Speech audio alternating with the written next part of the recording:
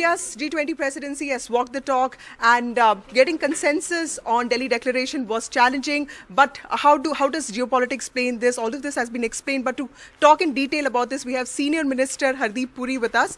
Sir, you've been a diplomat for many years of your life, and you've always been optimistic about this declaration coming out. So tell us, what made you optimistic? Why aren't you surprised? No, because look, the central theme on which the Prime Minister predicated India's G20 presidency, that became increasingly clear.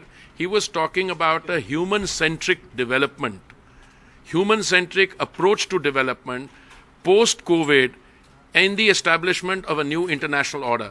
Now, clearly, if you look at the history prior to this, the world has seen many crises. The G20 was born in the moment of a crisis in 2006, when the world financial and economic crisis took place. We are facing another crisis or multiple crises today.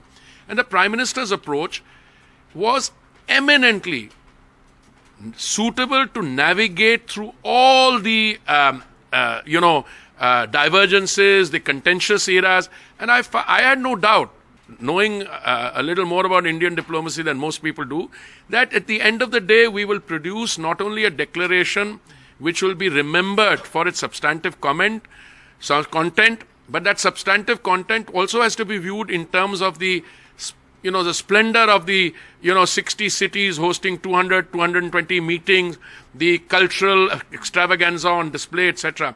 But if you look at it from the point of view of what it says on climate finance, on digital infrastructure, on other issues, health, etc., this is a declaration which will be remembered for the fact that it incrementally builds on all these sectors, the 6 priority areas for India, but has produced something much more.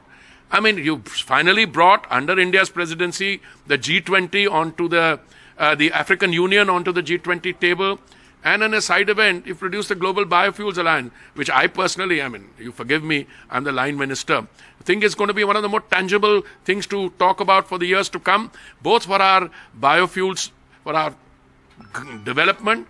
We're already on the process of making 20% biofuels by the 2025, but also in our transition to net zero. Thank you so much, sir.